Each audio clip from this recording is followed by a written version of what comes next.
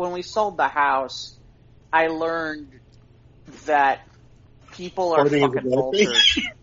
People are fucking vultures. Yeah. I mean, they're just vultures. I mean, if I could have figured out, first of all, I'll tell you right now, if I could have figured out a way during the estate sale to basically block out all the possibility of Wi-Fi and signal in the house, I would have done it. Yeah, because people are looking up prices for stuff online. Yeah. I see that too. People just being annoying, just standing there over your stuff, looking stuff up on the internet, seeing if it's a good price or not. It's like, it's just fucking rude. Well, the best is, it's like, here's the price I'm giving you. Oh, I'm not paying that. I'm like, yeah, I looked online too. I'm not giving you. I looked online too. I know what it costs. I'm not. What do you want this for? Pennies on the dollar? Yes. Okay. No. Yeah. So they can say they got it for a good deal, or they can flip it for a profit. But yeah, most of them do anyway. Yeah. Well, most of them do anyway. Hey, my favorite was, I swear to you, though I learned quite a bit from having an estate sale, which is, I swear to God, they will buy anything that isn't bolted down to the ground, and they will try to find a way to buy that too. Well, yeah.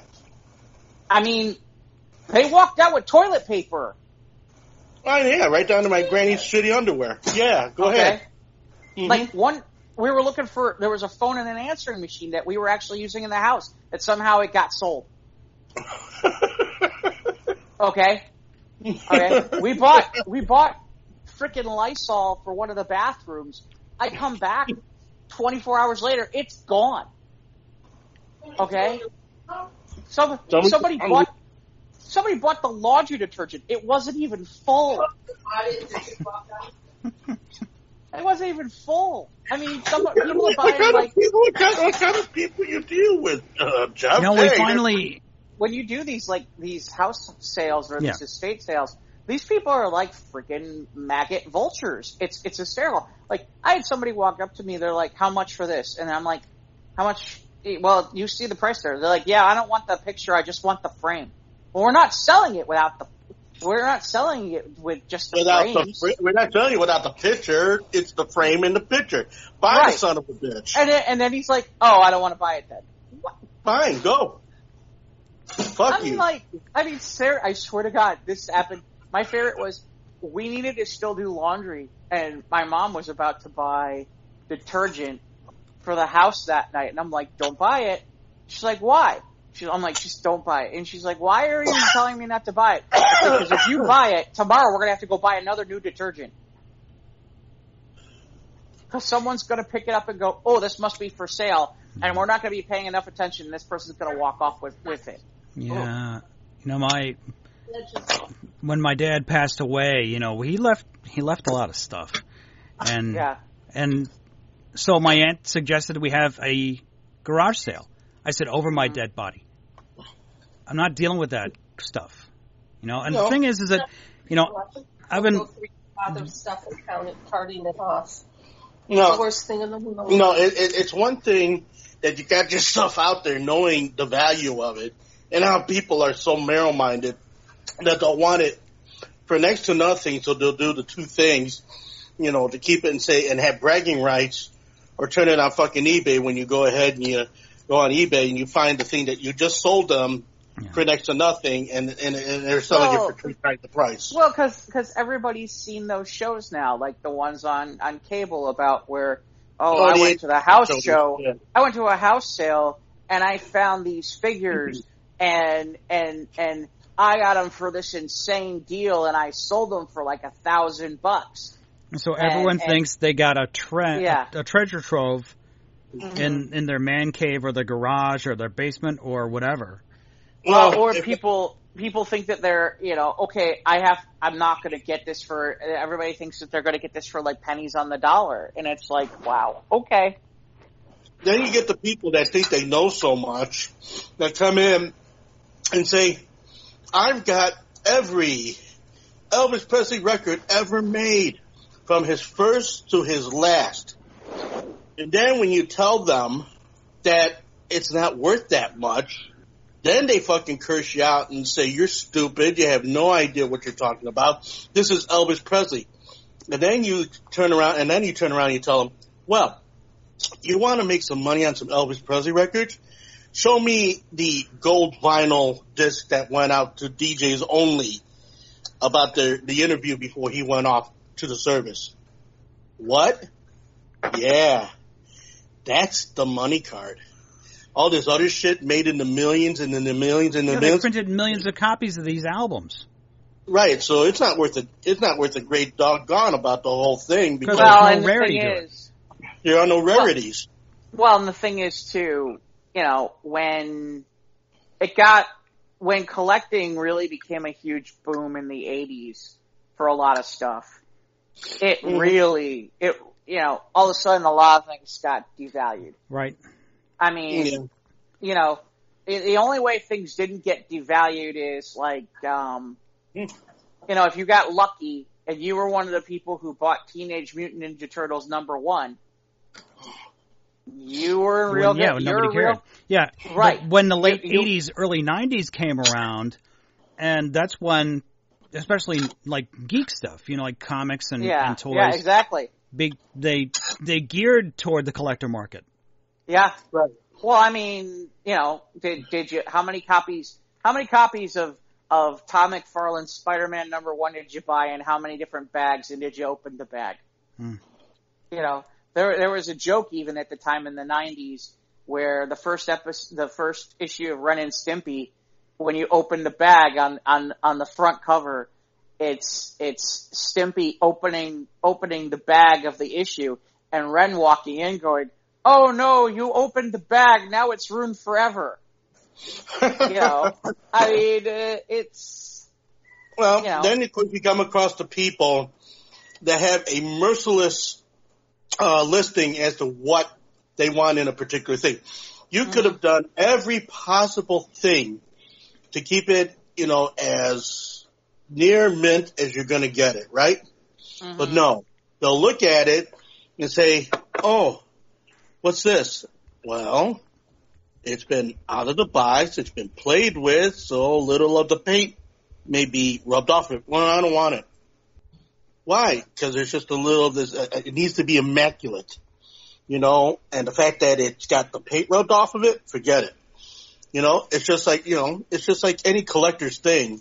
You got those people that they're looking for the minty article, which is which is just total obnoxious. Well, and that's what the comic book industry turned into too, because seriously, it was like, when I went to go sell my comics, I thought they were in pretty good condition, but you got people at this point where they want them in such insane condition that it's like, this is ridiculous. Okay, I'm gonna get nothing for these, even though there's stuff in here that I know is worth a fortune, and this guy's gonna price it, and this guy's gonna price it for more than what I got this for, because even with some of these in not great shape, Well, and then you got the people. Well, it's nice, the cover is nice, and everything else is good, but there's wrinkles on page 14. What is for dinner, Ivan? Spaghetti. Spaghetti. Neat. Oh. Spaghetti. You mix the meatballs and the sauce with the pasta, or you keep it separate? I mix it all in. Yeah, us too. Well, yeah. I mean, that's part of the fun. What kind of cheese you grated in? What was it got? Parmesan? Parmesan and Romano. Parmesan and Romano. And Romano. Not just plain old mozzarella.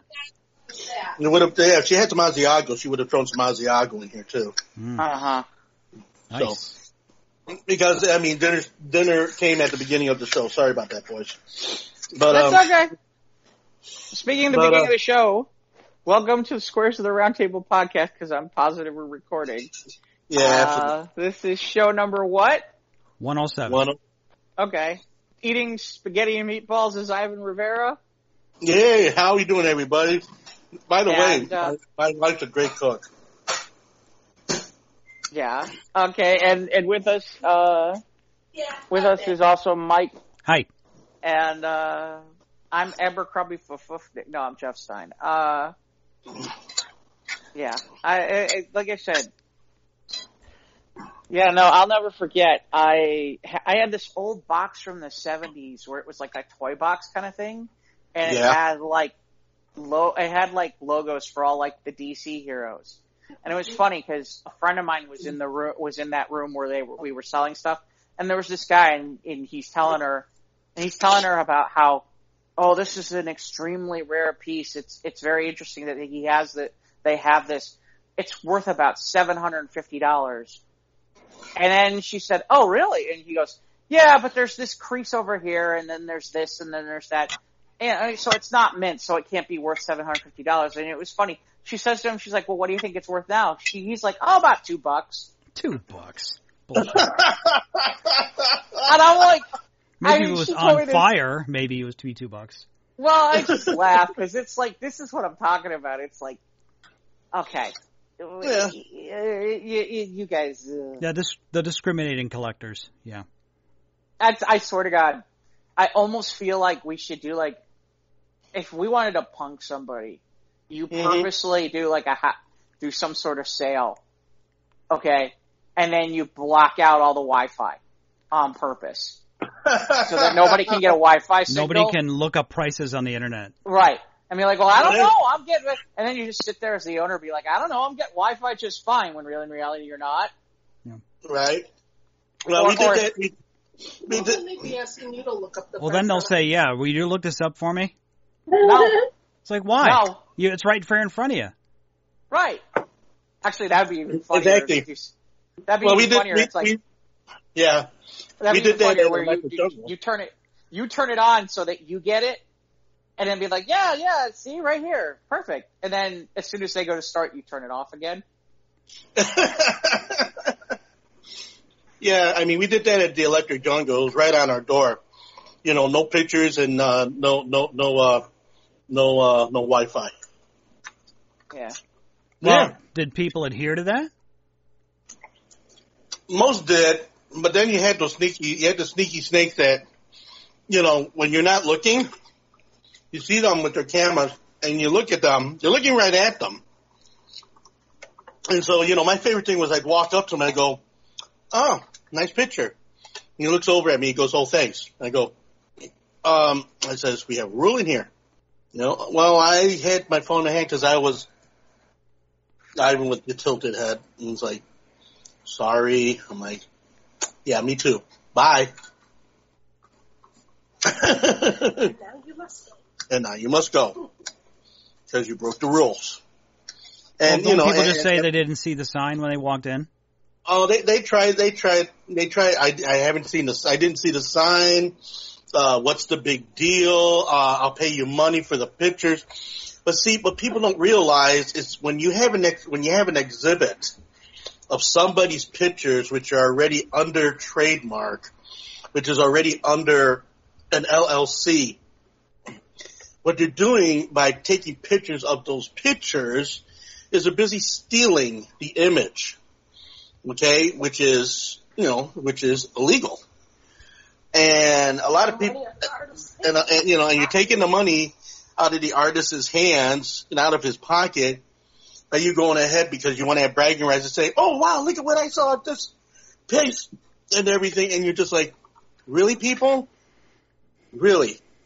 We had a time where, we had someone come in and they were taking photographs of our records back, in the days of the legendary Logan Hardware record shop. And, we had the naked records on those, on those holders, the little spikes that come out of the wall and everything. So we had them all, hundreds of them. Guy had the fucking nerve to come in, take a picture of them, splattered it all over Facebook saying, would you want to buy records from this shop? The dollar records. And making it an issue as like, yeah, well, we treat our dollar records like this. Why would you want to buy anything from our store? And it just, that's what imparted the whole thing in the first place with the no, you cannot take pictures in the shop. No, you cannot ask to take pictures of the shop. And then you get the people that don't cater to rules, that go ahead and do the shit anyway. And then, they put it on, they put it on the media, and then they expect us to be happy about it, and we're not. People don't like that. Small businesses do not like it when you just come in and make it a photo op for whatever the fuck you want to do with it. It's not right. You don't steal a person's personal property like that. Not like that. You don't do that. Unless you ask for it and you do it in all sincerity. But you got people coming in and they just, they're taking photographs and they're doing this and they're doing that, and it's not right. I mean, we've had several occasions where people wanted to take videos at the record shop, but they're not contributing to the record shop. Okay? They're not paying for the time they're in there. They're not paying for the time that they're spending. They're not paying for the loss of business, because people are going to be more interested in what they're doing than wanting to shop the store. It's annoying. And they call it, we're doing a, this would be, promotions for your shop, and this would be, all this and that. And no, it's not. It's not. So this is what is always. They're just doing it for the likes and the shares and all that for social media, but they're not. Right. If they're not buying anything, they're just taking pictures and. Yeah, and they're stealing time. They're stealing time is what they're doing. And unless you come up to the person first, like it's simply done by just coming up to like John or Allison and say, hey guys, you don't mind if we take some pictures and everything like that? Listen, we're gonna shop the store first. We'll pay you $20, we'll pay you $40, we'll pay you whatever. Then I have no problem with you hanging around the store and take all the pictures you want, but contribute to your time and space, because, people need to live, people need to pay bills, people need to take care of utilities. It's only right, so, like the record collecting business, just like the toy business, just like the comic book business, any business, any small business, they would appreciate it more if you give them the respect that these small businesses deserve and everything. And just, if you want to make it a photo op and everything, have the decency to go up to the owners or the people that work there and say, hey, and buy something before you do that.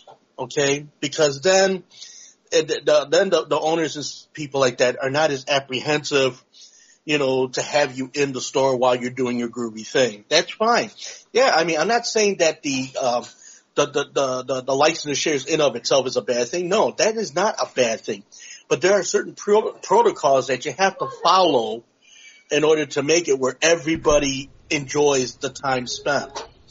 And it's only fair that, you're in this person's store and you're taking pictures of this person's store. Well, then people ignore or they overlook the fact that a private business is private property. And it doesn't mean you have the same rights when you're out on the street when you're in the store. I mean, if you have a rule, say, wear a mask. Right. And you ask, if you want to shop in the store, we ask that you wear a face covering. And if you're not wearing a face covering, do anything, just handkerchief, bandana, pull your shirt over your nose. I mean, just do something to help be safe. And that's a rule that we have in our store. It's like, well, I don't want to follow that rule. I was like, well, then you can leave. And people get belligerent because they think this is a free country. Well, it doesn't matter because this is my property and I reserve the right to deny service to anyone. This is true. Yeah. So this is the point I'm making. Yeah. This is the point I'm making. I mean. Oh, we hear you, Ivan. We hear you. Yeah. Like I said, it depends on what it is too. I mean, like you said, if it's an exhibit, then yeah. Especially art. Artists want to make money off their art. Right. Well, and it depends on what and where too. I mean, like for example, if you're talking about like the museum, the Art Institute, usually they're not going to complain too much about pictures and shit. But yeah, smaller gallery showings and stuff like that, you do have to be a little bit more careful with that stuff. So yeah, I mean, it kind of depends. But you pay an admission in most days to a museum. So taking pictures then the museum doesn't hurt as much because the museum is already benefiting from the admission price of you coming in and visiting that exhibit.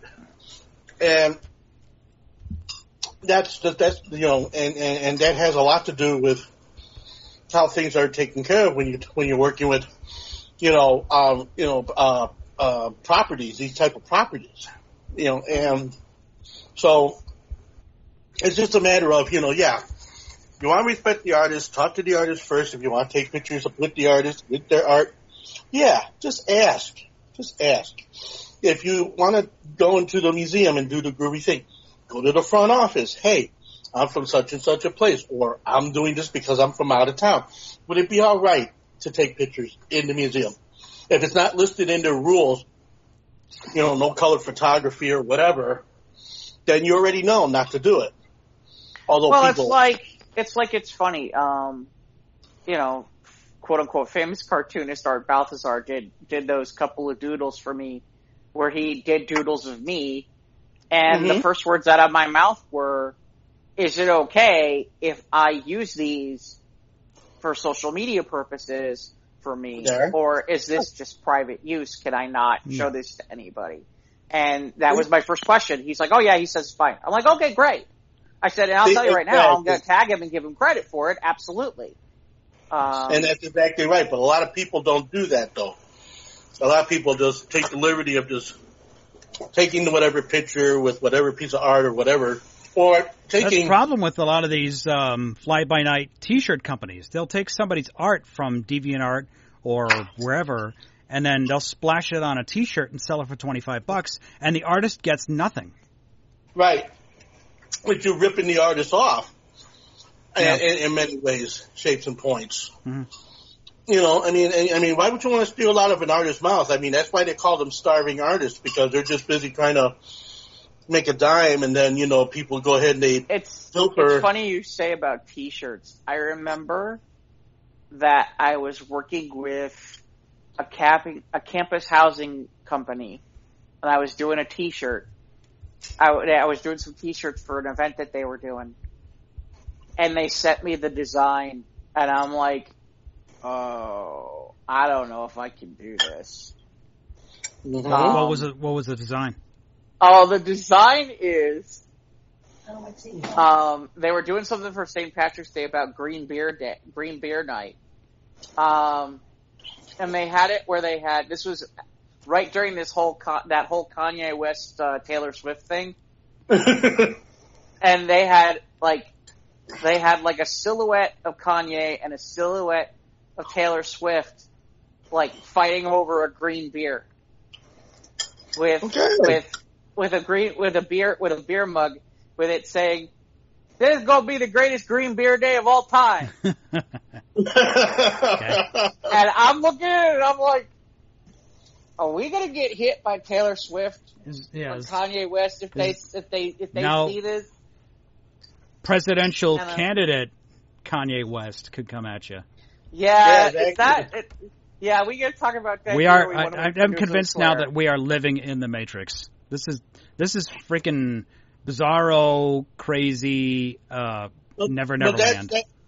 But that's what Kanye West lives for. I mean, you've seen it. His time on TMZ. You've seen his moments where he just goes up in the middle of an awards show and just does whatever he does. He's the bizarro of the living world. It's just. I'll take the other side of this. Was he wrong about Taylor Swift? No. What about the "I'm gonna let you finish"? Yeah, when he went up there about the fact that she probably shouldn't have won and it should have been Beyonce, was he wrong? Because I don't think he was at the time.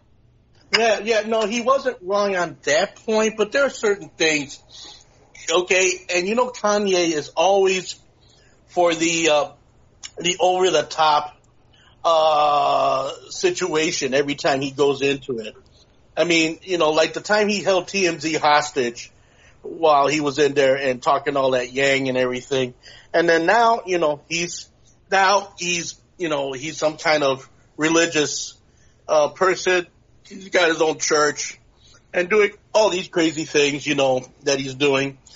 He lives for the publicity.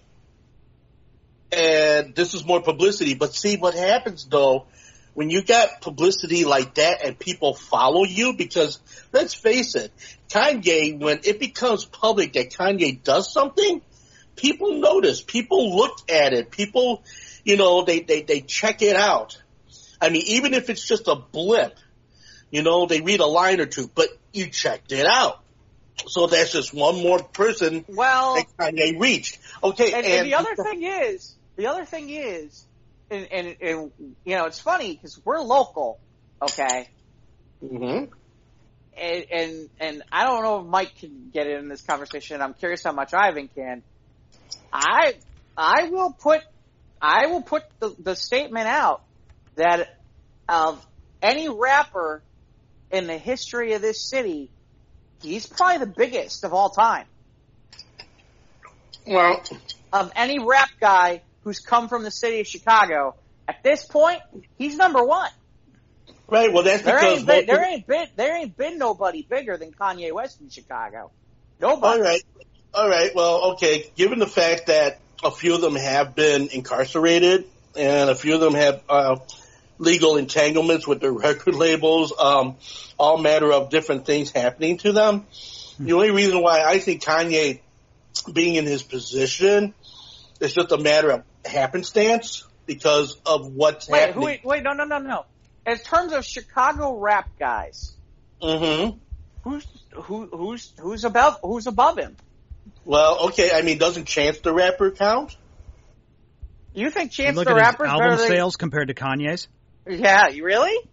Well, I'm not making a comparison point here. I'm just saying that Kanye is not the only act in town. I mean, no, I'm saying. As far as rap goes, I'm not saying that that Kanye, isn't as of right now the most relevant rap person out there. Okay, but there are no. I'm not saying out there.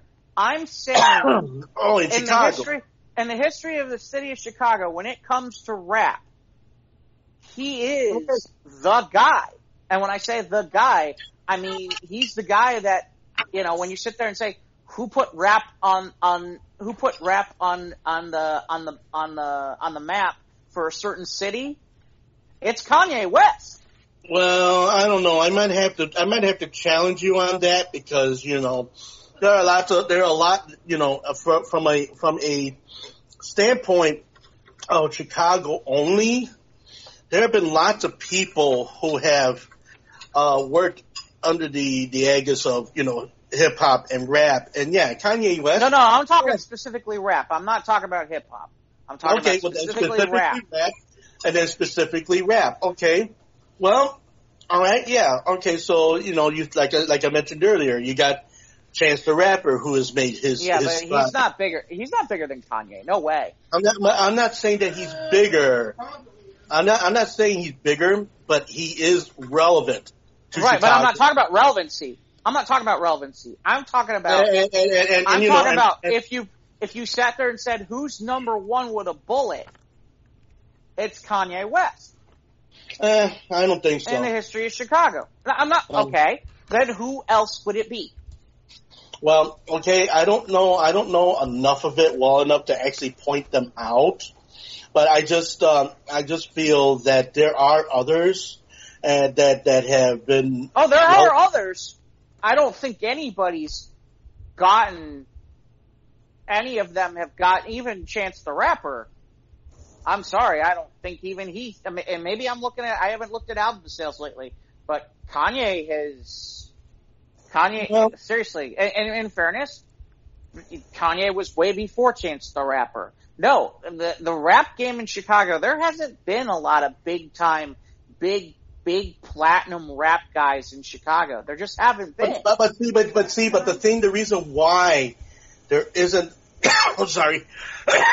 Because I died.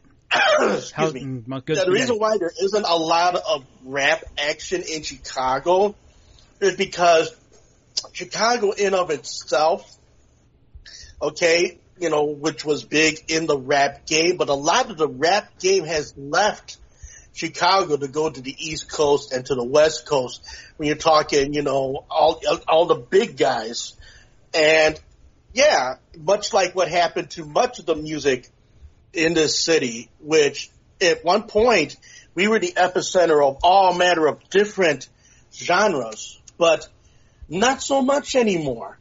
And so the but there's certain, but you're missing the point, Ivan. There are certain acts that you sit there and say in certain genres that without question, you could sit there and say, okay, those are Chicago legends. And to the point I'm getting at with all this is I'm sorry, to me, I'm laughing at this whole thing. This is just another example of, I don't know if he's going to do it or not. If he does, great. If he doesn't, okay. I think it's more publicity for Kanye West. Like what year did Howard Stern run? Was it 88 or 92? It was 88. Did he run for president? I thought it was just governor. Well, it was very short run because he didn't want to reveal his tax releases. Yeah. Right. So yeah, it was in 88. So the point of the matter is that we'll see what Kanye does here. We've got a. Hey man, I'm all for it. I already got ideas. Like for example, you know, Kardashians in the White House is probably better than White House Apprentice. You know, I'll tell you that right now. Keeping up with Kardashians in the White House. Keeping up with the White House edition sounds much better than you know, White House Apprentice. That no. You know, and it's funny because Donald Trump been talking all this time about how he's got the most beautiful first lady ever. Kanye West wins. That's the most beautiful first lady ever. I'm sorry. And I'm not going to. With all our plastic parts. Hey, I'll take all the ones that if parts. you was a match, they'd all melt. Yeah, hey, I'll still take it. No, I would like to see Ice-T be in the White House. I mean, Coco, you can't dispute Coco. Nah. Coco's beautiful. Well, no, but you know, here's the best part. We're gonna, you know, it's the father. What the father? You got what? Kendall Jenner. What's his name? Caitlyn Jenner. Caitlyn Jenner will be hanging around. And Literally. And you know, because Kanye's hooked up with Jay-Z, make Jay-Z Commerce Secretary. There we go. You know, Jay-Z's good with money. You know. Well, I got this song, you know, sure. I mean, I just kind of laugh because people are like, oh, everybody's like going nuts. And I'm like, dude, he just said it out loud. He hasn't even done anything. Let's all slow your roll and relax. Although it was funny. Because I don't know if you caught this, but I put it on our page because I thought we were going to talk about it in News of the Square instead of here. But I guess Taylor Swift's fans are urging her to run for president now since Kanye is. Yeah. And here's the thing, though. All these people wanting to throw their hats in the ring and everything. It just it just goes to show just how ugly. Ridiculous this whole thing has really gotten. Has it? Okay, because look at it this way. Now, let's just say Kanye West is doing this in earnest. All right? But you gotta remember Kanye West is a staunch Trump, you know, supporter. Well, he's disagreed with him, I think, on a couple of things. But yeah. I know I think they're kind of buds. Okay, but they are buds. But look at it this way. If you have Kanye West, okay, and he runs against Trump and such, okay, and Biden being where he's at.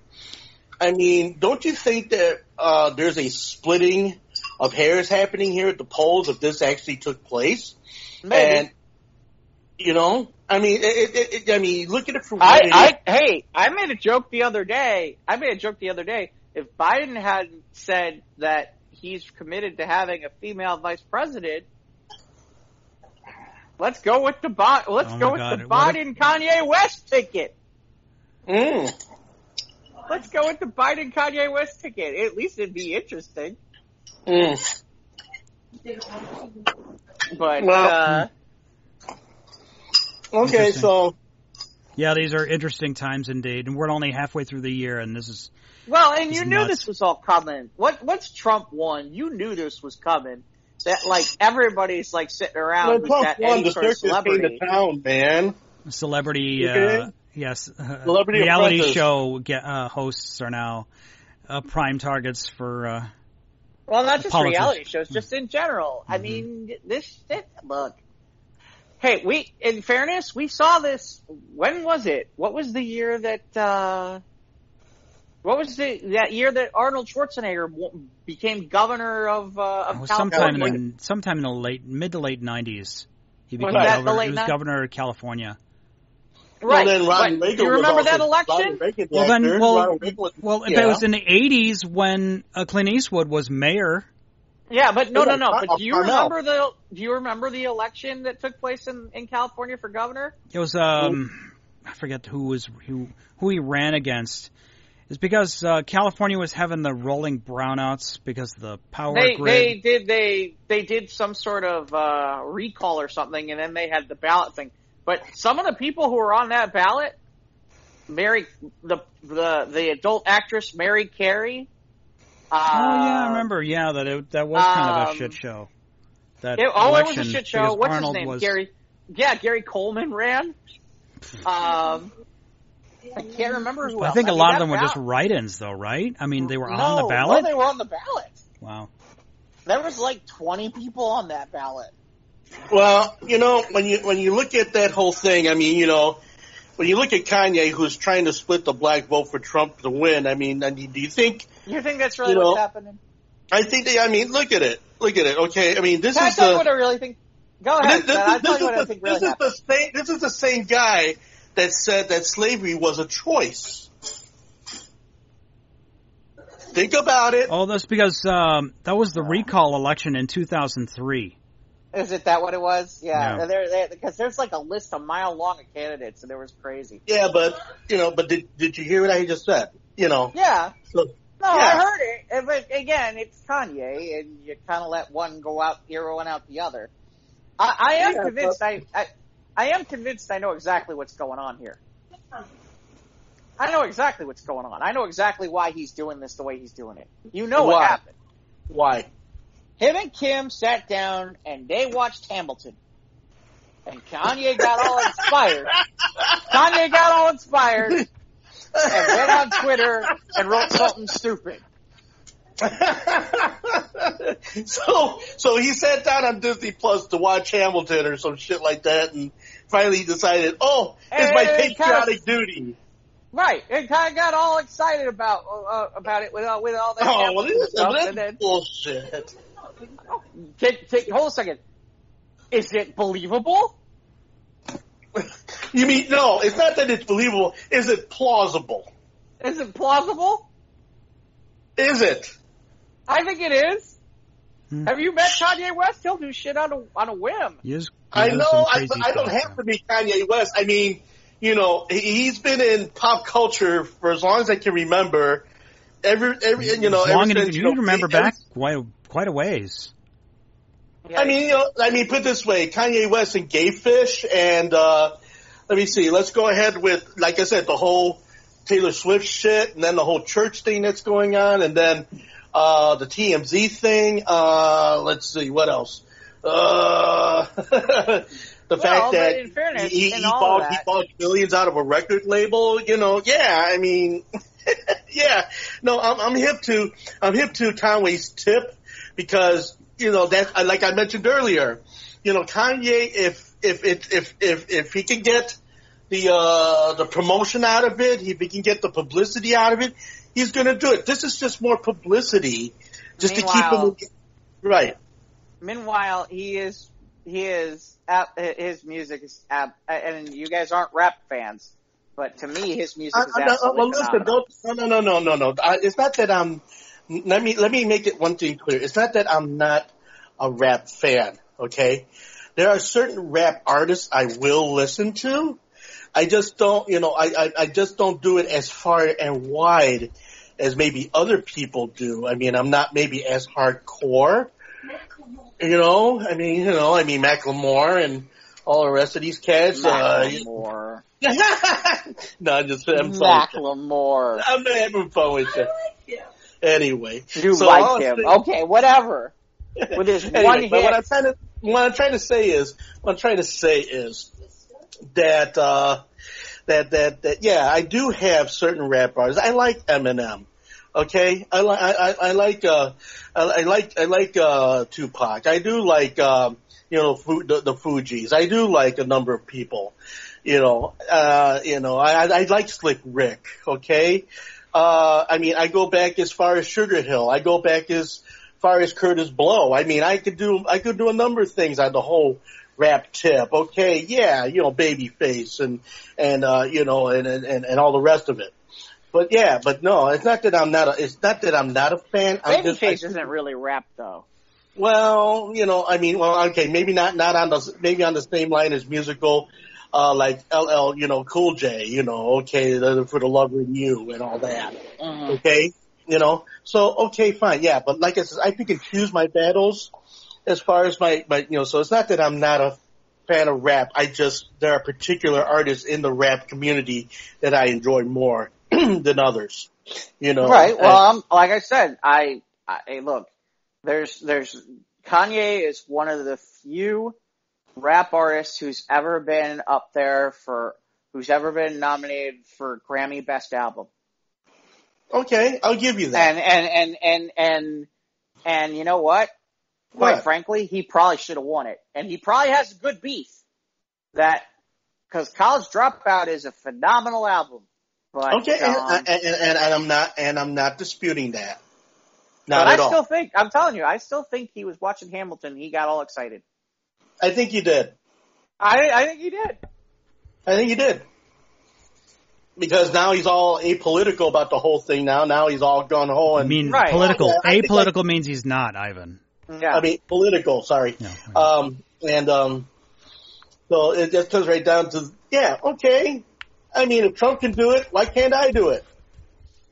All right. I still remember that time that he was on NBC that time. It was right after the New Orleans thing. And it's him and what's his name? It was Mike Myers. Mike Myers. Right after Hurricane Katrina. Right after Hurricane Katrina. Yeah. Mike Myers is reading the thing. And it goes to Kanye and Kanye's like, George Bush hates black people. I think the correct phrase was George Bush doesn't care about black people. Oh, is that what it is? Yeah. All I know is the look on Mike Myers' face. Yeah, he's just like, I'm just here to help raise money. Yeah, why do you want to leave a shit stain in my underwear with such a statement? Really? Come on. Mike Myers is pretty white. At that moment, he got a lot whiter. Yeah. That's what I'm saying. Seriously, it's like, oh my. I still remember looking at his face. He had that Austin Powers look like, uh-oh. This is not going anywhere well. Yeah. But it's funny because, because I laugh because everybody's like, oh, Kanye and Trump. Last I checked, Kanye's in tight with the Obamas too. It's not like he doesn't have a relationship with them either. So. Yeah, but the thing about it is though, and the media being what it is, they're always going to tilt it into their favor. And now what's going on out there in the media right now is like, they got this whole, he's going to split the black vote because, he's in with Trump and this whole thing. And I don't know if is there a truth to that? I cannot tell you. I don't know. Well, there's, now that I'm thinking about it a little bit more. Go ahead, Mike. Sorry. Well, it's just let's find out what Kanye does. Let's wait a month and see. Right. Exactly. So far he hasn't done nothing towards it anyway. Right. Well, just like I still remember that time when he said he was coming back to Chicago and he's going to teach at the Art Institute. We're still waiting for that to happen, by the way. But he has got a church here, though. Yeah. In fairness, the church thing doesn't shock me because when he was a little bit more grounded, and in fairness, he has been less grounded since he lost his mom back when that whole thing happened with that mishap with that doctor thing. I think he just lost his way after that event. Well, and it doesn't help either that he's now in with all the Kardashians. They're just crazy. Well, yeah, it's not That's every what day, this really is. This isn't a Trump plot. This is a Kardashian plot.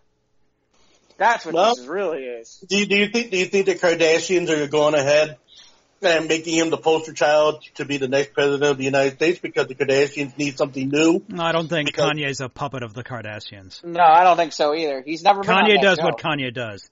Yeah, Kanye does what Kanye does. He's never been on that show. Although I'll tell you right now, keeping a Kardashian in the White House, that's got to happen. If it happens, that's got to happen. I mean, can it happen on a reality show basis and not in real life? We really need to get this country back into shape. I don't know. Please. I don't know. I'm good with the reality show. I'm good with the reality show. Yeah, do the reality show thing about it. Yeah, you know what? You guys want to go ahead and pretend land, that's fine. But, as far as like the real country is concerned, come on. I see the real country all the time. I'd prefer to live in the reality show. Especially with the Kardashian reality show. I'll stay there. I'd like to change the channel on the current one, but yeah. No, and I'm with on the current one. Yeah, I want to change the channel. And if I want to live in the reality of the Kardashian White House, who wouldn't want to live in the reality Kardashian White House? Would you? I'm telling you, he's gonna go out and he'll get Jay-Z to be Commerce Secretary. Maybe he'll get Ice. You know what? You might get Ice-T. Ice-T could end up being like Secretary of Defense or some shit like that.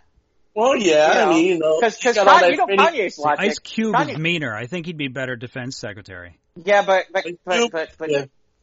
Ice-T has more experience because he's been on Law and Order SVU. Yeah, he's been on Law and Order for the last 10 plus years. So he's got experience in that whole thing. He's got experience. There you go. I'm not positive that he could end up with Dr. Dre being like the chief of staff or some shit like that, or how about Flavor Flav? I mean, where can we put Flavor Flav? He could be the. Oh yeah, he's got to be press secretary. Oh God, that sounds good. We can't forget with the clock, wearing the clock. I mean, can you see Snoop Dogg with the culture and everything? I mean, him going on a he could be part of the DEA. No. Snoop Dogg's going to be the Department of Agriculture. Yeah, there you go. Right. He'd be growing all the plants, if you know what I mean. Yeah, exactly. He's going to be growing Christmas trees all across the country. Yep. I say Snoop and Martha. I'm telling you. 2020, Snoop and Martha. Snoop and Martha. Yeah. Hey, if anything, if this work, if by chance this were to work, who's really going to kick themselves is The Rock. Okay. Because if anybody could win, The Rock could win. Well, I mean, we can have Vin Diesel for secretary. We can also have him be as part of Secretary of Defense, or even no, you can't have Vin Diesel and The Rock. They don't like each other. No. They got no. I know they don't like each other, so one can be Secret Service, the other one can be CIA. What? You guys are this is getting kind of out of hand here, folks. I know it's getting out of hand. Yeah. That's why I'm having fun with it. The world's getting out of hand. Yeah, it is. So did anybody else see Hamilton or just me? It was just you. And some might do those. I've just been so busy last week with putting in extra time because one of my coworkers decided to take a weekend off. So I've been pounding hours in, just getting just busy at work. So no, I have not seen Hamilton yet. It's right here. I'm not going to watch it whenever. And I didn't even watch last week's episode of Stargirl. I've just been so busy. So. Yeah. No. How many times have you seen it? I've seen it twice now. Okay. Oh, you saw it, Ivan? No, I didn't see it. I didn't see it at all yet. Ivan doesn't have Disney Plus. Right. Well. Yeah. So I've seen it twice. Okay. I've seen it twice, and in fairness, I was a little bit nervous about Because, sometimes when they do Broadway shows as films, they don't come out real well. But they did a real good job with this. Wasn't most of that the original cast anyway? It is the original cast. Oh, okay. This is all footage from Wick. My understanding is that they took footage. They basically filmed back in 2016. They filmed 3 different performances where they filmed the whole performance, and then they basically cut it together based on that. Is that from Broadway? Yeah, from Broadway. Okay. So, usually when they do stuff like that, it's not. Usually when they do okay, here's the show from Broadway, and they film it like that, it's not well done. This was well done, and it makes you feel that. And again, my understanding is over the weekend, Disney Plus had 750,000 downloads of the app this weekend to get Hamilton. So, that's almost 750,000 new subscribers. Just to get Hamilton. But yeah, it's it really is. You made a point, Jeff, that they should do that with all Broadway plays that are done. They should. I think that would be. Well, PBS has been doing it for years. Right, but PBS. Here's the thing. This is an example of what I'm talking about. But PBS will do stuff like that sometimes, but they don't have the production budget to do it as well as what was done, what we saw. So here's my thing. If they could go ahead and create something specifically catering to the theater community, it would help the theater community right now because so many theaters are down right now. Mm-hmm. I mean, who wouldn't want to see some of the great American theater in their own homes? I mean, it would also start up a whole new generation of people with an appreciation for musicals and for serious, theater production. And I think, you brought that up, and I read that when you mentioned it, and I think it's a great idea. Yeah, no, I think, in fairness, we're seeing a lot more music and musicals towards TV and movies in the last 20 years. True. Than we had in a while. You have shows like Glee. You've had shows where there's music involved where there's music. I know the high school musicals and all of that. The high school musical and that stuff. And even, you've had Chicago, you've had Greatest Showman, and it's done well. Right. La La Land has done well. Wasn't there a musical episode of Drew Carey? Yes, there have been musical episodes. There's a musical episode of Drew Carey. There's one of Buffy the Vampire Slayer. There's been one of The Flash, for God's sakes. And then, of course, that one really abysmal series called Cop Rock. Yeah, but in fairness, that was at a time when the country wasn't really ready for it. Yeah, we had Fame. 80s. Fame was a flash in the pan. Yeah, and in fairness, Fame... No, I wouldn't say Fame was a flash in the pan because it had a great movie. And then it had a series, that ran for a bunch of seasons. So it actually wasn't a flash. I don't know. It was an anomaly, though. I will say this. I would say in the 80s, dance was bigger than music, with a musical. Yeah, Fame ran for 6 seasons. Of the video. Mm-hmm. I mean, when you talk about video presentation in the 1980s, it was a brand new art form. I mean, that was being catered to by Michael Jackson, by Prince. Well, I wasn't even going that direction. But Mike, what were you going to say? How many episodes? Fame ran for 6 seasons. Did it really? Wow. That's what I said. It wasn't no flash in the pan. It was out there for a while. Right. But I mean, if you think about some of the movies, for example, when you think about the 80s. Flashdance, Footloose. I mean, it was all about the dance. Yeah, it was all about the dance. Right. Versus, and that makes sense as to why something like Cop Rock didn't work. Whereas now, something like that, it's funny. Something like Cop Rock now probably would have worked. It probably would fly. It might fly. Yeah. But not with the way things are going right now, but maybe somewhere in the future, maybe someone might want to revisit the idea. Well, yeah, but like I said, the thing is, I just think it's interesting because we're going to get to a point where I don't know when some of these productions, some of the movies and some of the TV shows and whatnot. I mean, I know there's some places that have stuff that they have content that they can grab from places, but in fairness, it wouldn't take much, and you wouldn't have to have a lot of people to be able to do, like, a Broadway show, to literally take a Broadway show, a top Broadway show right now, and replicate it for television. And put it out there for TV where people could watch it. And in fairness, and you know what? It could be done. I mean, in fairness, we've had NBC did it for a bit. They did a couple of them. Now, my question to you guys, were they really well received or what? I mean, I don't know enough about that. I think the problem is, I think what ended up happening was once NBC did it, so did like everybody else. And then it got overexposed. Okay. And then it was the live aspect too, because I knew that NBC was doing it, live, no taping. So it was as you saw it, like back in the 1950s, videotape. Right. I mean, like, I know they did The Sound of Music. Fox got involved with it. Where they did Rocky Horror Picture. They did Grease. Peter Pan.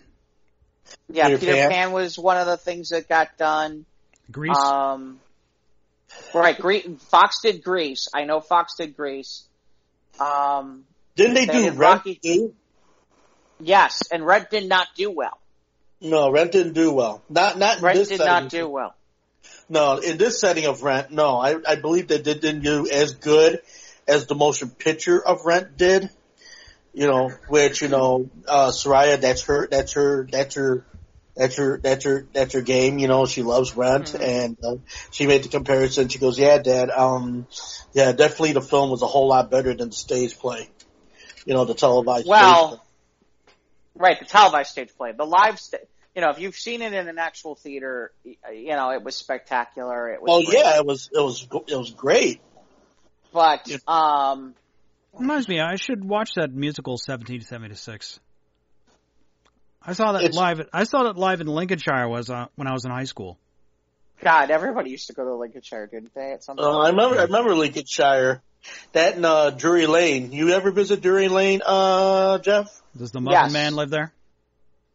Huh? No. The Muffin Man lives there. No, not in this one. Not in this one. Okay. No, and then there used to be out.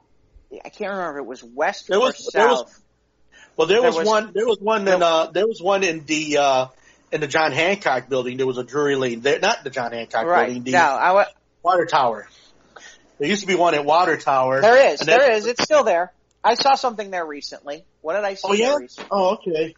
I saw something that was there recently. Yeah, there's still one. There's still a theater in Water Tower. That theater's still there.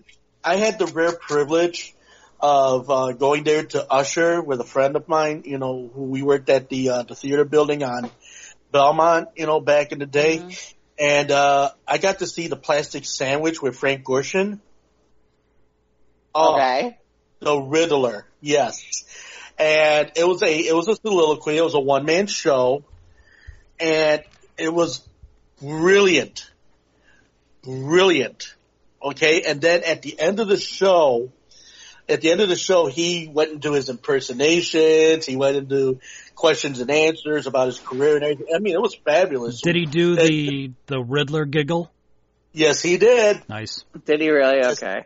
Yes, he did. In fact, I asked him about it in the questions and answers. I said, "So your time during the 1966 season of Batman, did you really truly enjoy playing the Riddler?" He said it was one of the best times of his life, being the Riddler in the series. And then he let out the giggle, and it was just like, wow. Mm-hmm. But yeah, okay. But the point being is, yeah, the point I was getting to was, yeah, definitely, if you've got it or you can get access to Disney Plus, definitely worth it. It's about 2 hours and 40 minutes. Okay. It's you know. Yeah, I'm going to watch it this week. I think it's not your typical musical. Soraya's seen it live twice. So yeah, I've seen it live. I've seen it live once. So she's seen it live twice. She's got the soundtrack playing in her car. That's right up there with for her. It's right up there with Lion King and oh doggone it, what was that? Wicked. Yeah, to be honest with you, I haven't seen Lion King as a play. I have seen Wicked, but I'll tell you right now, Hamilton is far tighter. It's more interesting. They throw a lot of the, sometimes when you see, well, it's not even that. It's like, when you see a Broadway show, there are certain things about Broadway shows where no matter what they do, it's okay. Whatever it is, it's like, okay, we're gonna make it Broadway. Make it like when Green Day did American Idiot, they Broadwayed it. Okay, when they do these things, they made it Broadway. Hamilton, that's not really how it works. It's not like, okay, we're going to make it Broadway. We're Hamilton, and this is what we do. And this is what we put on Broadway, and this is what it looks like. And this is how we execute it. You don't get the okay, let's have the weird tap number, or the showy show tune number. You don't have the big chorus line. You don't have the big fanfare. You don't have the big orchestrated, opening number, and it's orchestrated, but it doesn't feel like a Broadway orchestration. Right. Well, yeah. Well, and that, of course, aren't certain elements of Hamilton dealing with a lot of modern music elements. Oh, it's all rap. I know this. Yeah, it's exactly. It's all exactly. Rap. Yeah, it's all rap. So, for the most part. So that in of itself is a departure from, Sondheim and Sammy Cahn and all of those cats that wrote, Gershwin, who did all of that, with all the beautiful flourishes and all the strings and all the brass and all the, 42nd Street, and all that type of, well, it's funny. It's weird. That stuff still exists in it. Okay. That stuff still exists in it. But it's done far more modern. Okay, so it's done with respect to the material, and it's been upgraded to a modernistic design. Okay. Yeah, I mean, basically, really, to me, I hope that Broadway, and in fairness, I haven't seen a lot of stuff that's been done on Broadway. Well, I take it back. That's not true. I was going to say, I haven't seen a lot of stuff done from Broadway the last few years, but that's not true, because Chicago, they've been bringing stuff to Chicago left and right. Right. So, yeah, Hamilton kind of breaks the mold. They still haven't, unless there's something that went to Broadway that didn't come here first that I'm missing, Hamilton still kind of breaks the mold. I haven't seen anything that really, that does what Hamilton does. It'll be interesting to see. Okay, I mean, just diverting to the right a little bit.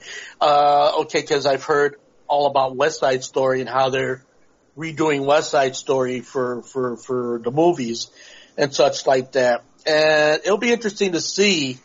I mean, because all right, now, please forgive me if I'm wrong, but is that coming out as a musical on stage first, or are they going right straight to the film? No, it's Spielberg. Movie. Yeah. So so then I'll have to reverse my thought process on the new West Side Story movie and how that's going to be addressed. Do you think it's going to be anything like the Romeo and Juliet, like the latest Romeo and Juliet, where they had the Cardigans, Love Me, and all the modern music things of this nature? I mean, do you think it might be that? I don't know. As far as we know, it's not going to be a period piece. It might be modernized. I'm imagining it's being updated, and look, it's Spielberg, so it's that. Yeah, I got a feeling. Yeah, I got a feeling he's going to bring it up to date.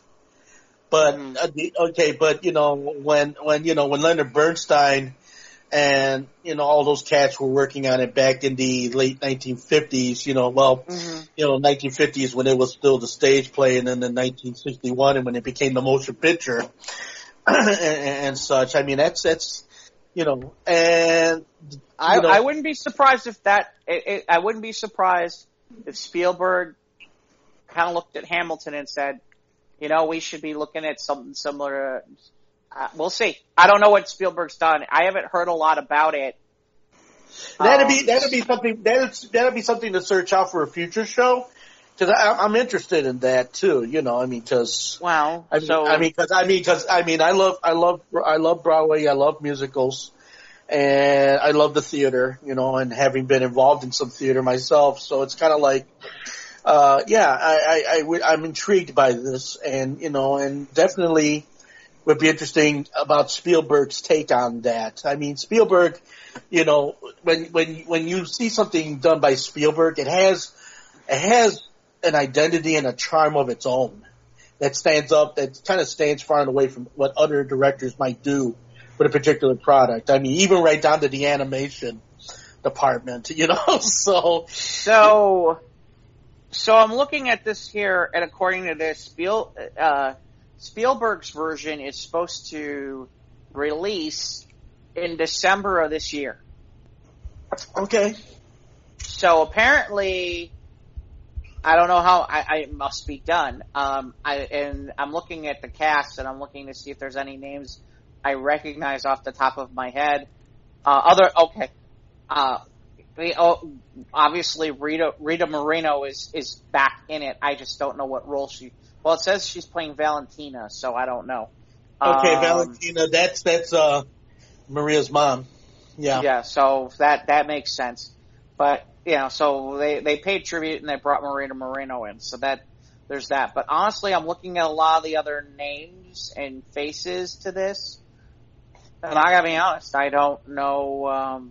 I don't recognize a lot. I don't recognize a lot of these names and faces. I wonder if these actors and actresses for this particular movie might have just auditioned, or maybe they were pulled from other productions. I mean, that'd be something to look into. I don't know. Yeah, it'd be interesting. It'd be interesting to think about. Like I said, we'll put a pin on that on the reminder board, and we'll visit that. Well, again. The other thing that's interesting is, so the guy who's been directing Hamilton, the Broadway version for Lin-Manuel Miranda. The guy who's been directing it, it's not Lin, but the guy who's been directing it, apparently they just tapped him to do. To modernize and do a revival of Fiddler on the Roof. I'd see that. I saw that in high school. I thought Fiddler on the Roof was great. Yeah. Tradition. They gave each other a pledge. If I were a rich man. Gwen Stefani song, yeah. It'd be interesting to see what that looks like. So you, so much for my singing career. So Mike, you didn't see the next Stargirl then, right? Yeah? No, I haven't seen last week. But I want to thank you two very much, because all this discussion about rap and musicals, I finally got my state taxes done. I've been putting it off for too long, but it's due on July 15th. You know what? Now would be a good time to get it done. So now I'm glad I got that out of the way. Okay. I appreciate it. Thanks. Okay, thanks for listening. Yeah. Anywho, no, I have not seen this last week's episode of Stargirl. So I recorded it, but I haven't watched it yet. Well, they did make I guess they announced that they're. So season 2 is only going to be on CW. Oh, okay. And not on the DC Universe. Good. Right, I read that. Yep. That they announced that today. So it'll be interesting because, they had a little extra budget. They get a little bit different look and extra budget from doing DC Universe. I'm curious what that means. They're going to have the same budget going into the CW for the second season. We'll see. Yeah. Well, and it's interesting because now they're talking about. What's that item? Well, and I said they might be a bit sketchy given CW's reputation for not always, being over the top with some of its product. They have a reputation? They have one? I didn't know. Okay. Well, the superhero shows on CW are pretty well done, but they're not like Marvel movie budget, but they're still well done. Right. I mean, they don't have the budgets that you'd like them to have, but it's clear that Stargirl's budget was a lot higher than the usual CW superhero show budget. True that. Yep. Okay, so I'm curious to see what that's going to look like. Standard.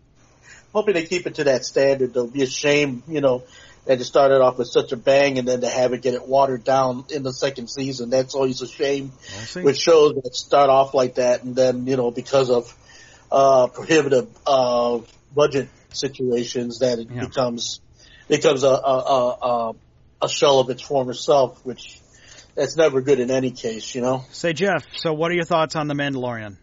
Now that you've watched all season 1. Now that I've watched the whole season, the only thing I thought that was interesting was I knew there was no way that the guy at the end was dead. He wasn't? Because the one guy who was going to end up being the big bad of the show. With the Darksaber, yeah. Yeah, with the dark lightsaber. There was no way that guy was going to be dead. I mean, I knew it before that even showed up that he wasn't going to be dead. Because I'm like, you don't just put that guy out there and then suddenly for the finale and be like, and then he just happens to crash and die. That doesn't usually, unless especially with the way they portrayed him. I'm like, there's no way that this guy isn't gonna be back. Curse you, Mando! I'll be back. But I mean, again, it's a really well done show. I'm a little surprised that they continue at points to really make it just really about him and Baby Yoda.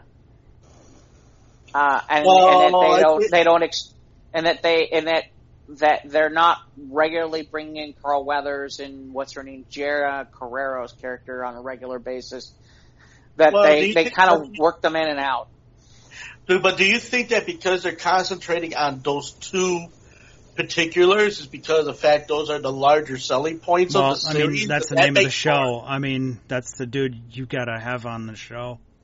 Right. But I'm saying as far as marketing, as far as like licensing, marketing, and all of dude, that. Have you watched the Baby Yoda shit? I mean, the Baby Yoda shit's everywhere. It's off the hook. Well, it is now because they dropped the ball initially, or that maybe Favreau wanted to keep it on the low, but he did. He did. So now the stuff's exploded, and like we had the first half of the year, everyone's all like, "Where's my Baby Yoda merchandise?" Yeah. Yep. Anyway. But no, I honestly, to me, watching this, I just sit there and I go, okay, why is it that the movies couldn't figure out what they figured out? Why couldn't the movies be as good as this? Why couldn't they figure out how to do 3 movies that as well as they figured out how to do 8 episodes of this? And the answer to that question to me is you didn't pick the right people. You didn't pick the right or you didn't pick the right people in the right way. I don't know. I mean, really, in reality, what they probably should have just done is just said, okay, JJ, you're going to develop all 3. Versus what they ended up doing, which is initially JJ was the first one, Rian Johnson was the second one, and there was an entirely different person for the third one, and then they bowed out. So then we brought back J.J. Abrams to do the third one. And to me, I just sit there and I go, God, The Mandalorian looks far more cohesive. It makes a lot more sense. It's simple. It's clean. And yet at the same time, it's solid. I love that it doesn't do the Netflix thing where, you're constantly going back to supposition times. You're just, and even the stuff where it's like, this doesn't necessarily fit for where we're going. It fit well enough that I wanted to watch what was going on because it was interesting. And it certainly has an old Western feel to it too, Mike. Yeah, there's that Wild West kind of vibe to it. What was your favorite episode? You have one? Boy, or which one stuck out as like a really good one that you enjoyed? I enjoyed them all, quite frankly. I enjoyed them all. I think the one episode that stuck out to me is the one where they teach them all how to kind of defend the town. Yeah, the natives. Yeah, from the bulldog people. Because it's really fun. Because there's too many instances in that one where Baby Yoda just steals the show in that episode every time he's out there. Where literally it's like you stay here, I'm gonna go, I'll come back. And he opens the door, and there's Baby Yoda just standing right next to him. And you can hear his sigh through the armor, and you're just like... You gotta give props to Pascal, because he does really good acting, even though he's wearing the helmet all the time. Yeah. I mean, through his body language, and just how he, like, the way he tilts his head, even just, like, with just his voice, he does it well enough where, like, you can relate to what the character's thinking. And as the season progressed, you get a little bit more pieces about his past. Right. And that's a good thing, too. I mean, it's cool. You're developing his character. Yeah, and it's funny. It didn't take forever to develop it, and yet we got a lot about it. Yeah, we know enough where he's had a seeded past. He's not proud of what he's done in his past. And now he's dad. Now he's got a mouth to feed, Mm-hmm. I thought Carl Weathers was fun to have. Nice to see him. Mm-hmm. It was a solid role for him. Yeah. I can't remember what her name is, but she's the one who was in Deadpool as well. Yeah, Cara Dune. Yeah, that's her name. Yeah. She was less angry Rosie O'Donnell. Yeah. In Deadpool, yeah. And then there's Nick Nolte, the Ugnaught. Yeah, that was surprising too.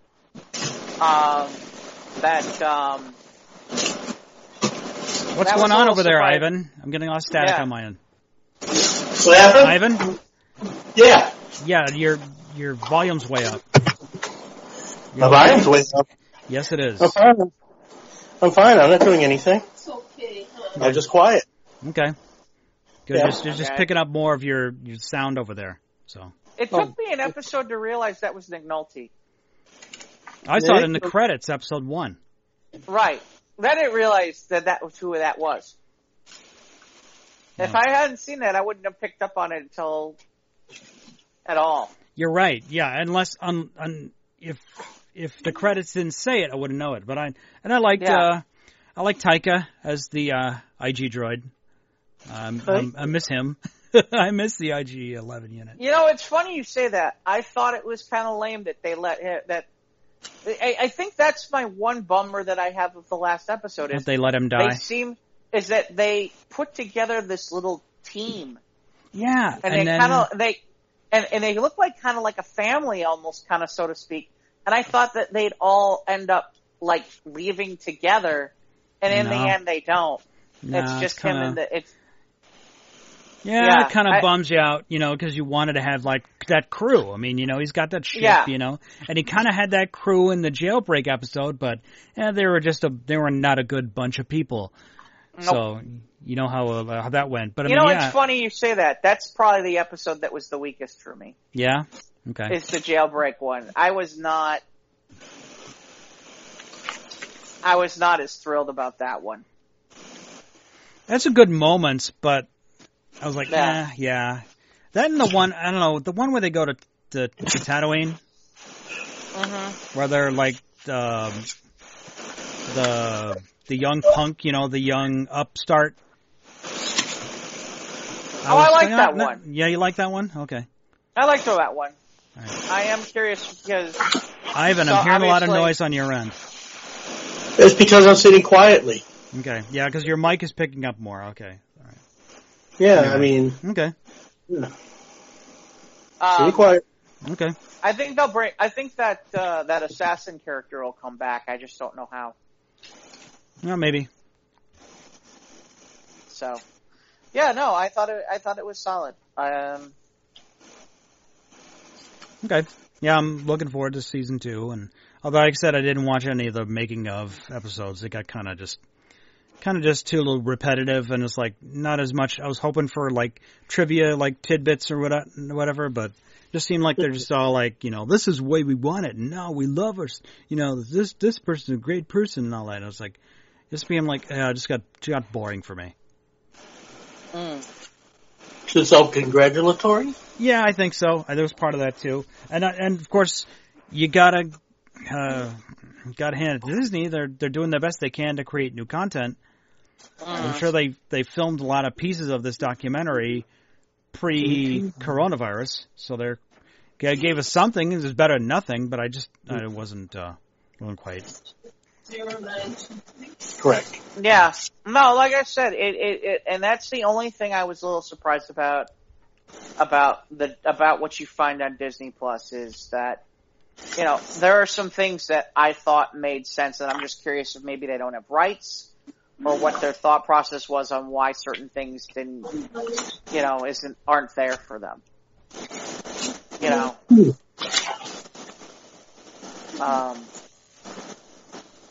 But yeah. So.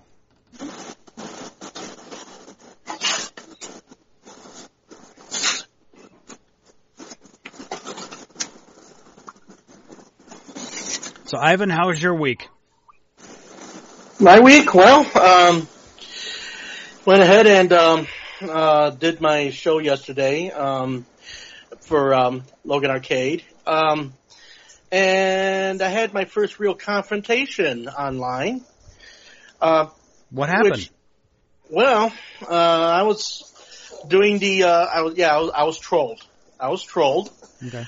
There were two guys that came on my chat and decided to be very disgusting, which I had never had that happen to me on the show before, because I'm doing an 80s show, right? And, what's to an 80s show? You're doing 80s music, and I'm having a great time. Then all of a sudden, this guy pops up, and he starts getting very derogatory with some commentary about parts of my anatomy, followed by other very demeaning content, stating that I was a pedophile. And then what else was there? Oh, and of course, just very vulgar people.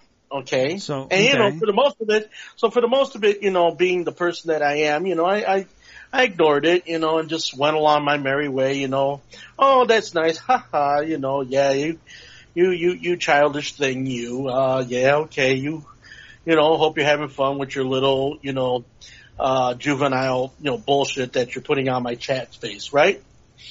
Well, so then, Julie, who listens and monitors my show, okay, decided to very kindly tell the gentleman either behave or just leave.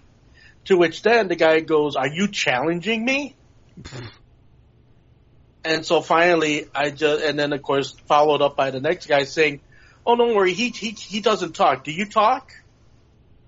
So finally, I waited till my song was over. I turned my mic on, and I says, before I continue, I would like to address the people out there that, decided to go ahead and talk to my wife. That's who truly Julie is, Mr. Challenged. And the fact that, yes, I'm a father, I have a daughter, and that I'm a decent and upright person, and I don't appreciate your commentary on my chat feed.